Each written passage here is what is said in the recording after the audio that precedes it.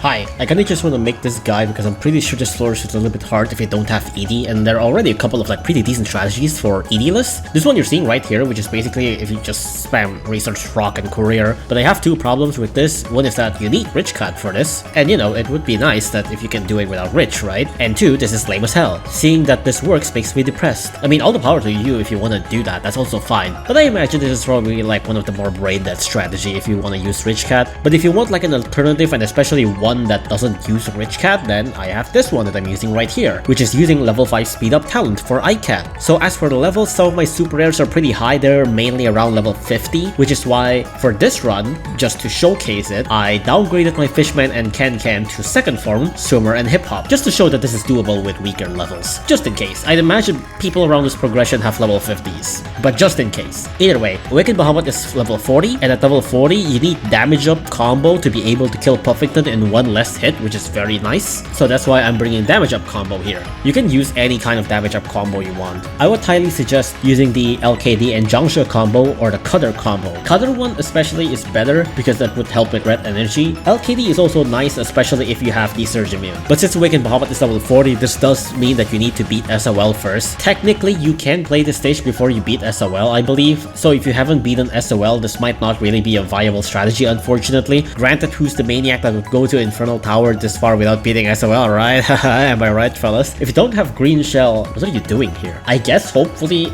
you rush down Mina really fast. Cannon choice, Thunderbolt. If it's low level, damn. But generally, somewhere maybe around like mid 15 could work. I'm not actually entirely sure here, but I don't think you need T-Bolt to be that long. Anyways, for the strat itself, to start off, use Manic Mohawk at the start to stall Puffington twice, and you want to level up your wallet to level 3 or level 4. Make sure to space your Manic Mohawk a little bit so that your Manic Mohawk doesn't start like hitting Puffington. You don't want to knock Puffington back, that's kind of like ruin the timing. And also on the third Puffington attack, you want Puffington to be really close to the base but not hitting the base. The timing for that, I'm sorry, you gotta figure it out yourself. You can kind of look at the video to visualize better, I guess. What you want to do now is that you want to start chaining Awakened Bahamut. If your wallet is level 3, then you want to start this around 6,200 cash, or if your wallet is level 4, then you can start this at 4,500 cash. Basically, you spawn Manic Mohawk and you spawn Awakened Bahamut, and then when Puffington kills your current Manic Mohawk, then you spawn another Manic Mohawk. The timing is a little bit hard to explain, but basically you want to spawn Manic Mohawk right around just slightly after your previous Manic Mohawk got hit. And if you do that right, Awakened Bahamut will kill Puffington in the 4th hit.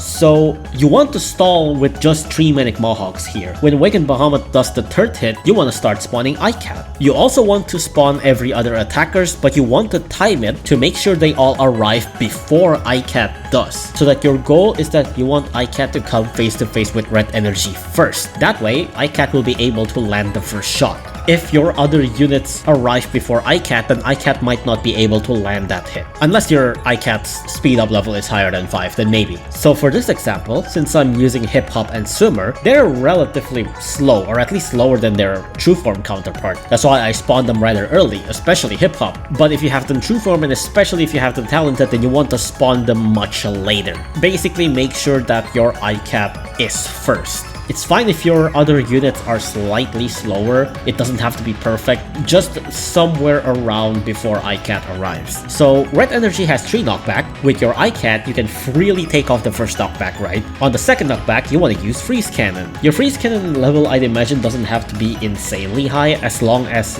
your iCat can land a second hit or that your stack of units can send another shot, whatever. And on the third knockback, this is where things gets a little bit random. It kind of depends on where Red Energy Surge spawns. It kind of depends where Tacky attacks. If you're lucky enough, your Awakened Bahamut can survive through the entire ordeal, but if your Awakened Bahamut is dead, that's also completely fine. You can see here on my current run, Awakened Bahamut is dead, but that's fine. But if your Awakened Bahamut survives, that would be a huge help because you want to kill Mina as soon as possible. Once Red Energy dies, you want to push through, kill the Tacky, and once Tacky dies, you want to spawn Green Shell as early as possible. If the second Tacky is in front of Mina, you want to make sure to knock that Tacky back behind Mina first before you spawn Green Shell. Basically, you want Green Shell to hit Mina. Generally, if you're bringing the right amount of units, hopefully red energy surge doesn't completely screw you off, then you should be able to kill off Mina pretty fast. Once you kill Mina, you win, right? Yay! Actually, not really. You can still die here if you kill Mina. You can get like really unlucky with red energy spawn or mistiming your units and everything dies from tacky and all that stuff. You can actually lose here, be careful. But with moderate enough levels and moderate enough luck, generally you should be fine. But yeah, that's about it. As for like unit substitution choices, you want units that are, I guess, like at least around 200 ranges just to be safe. You can also bring like Hitman, or I guess just high damage melee Ubers, Balrog, Cradle, iCat machine, you get the gist. Also, you don't want to like knockback Mina. Of course, your base HP also matters here. If your base HP isn't high enough, you probably want to rush faster. Alternatively, you could also try like weakening, but I think it's better to just rush faster. The reason for that is that even if you can prolong how long Mina takes to kill your base, you also don't want to prolong too long, or else red energy will bust through your defenses. But yeah, that's basically about the gist. Just remember that this is with level 5 talent iCat on speed up. If it's lower than level 5, I'm not really sure, but if it's higher, I think this would be much more consistent. And even better, you might even be able to like chain iCat or something like that. But yeah, anyways, that's about it. If you have any questions, ask away. Hopefully this helps. See ya.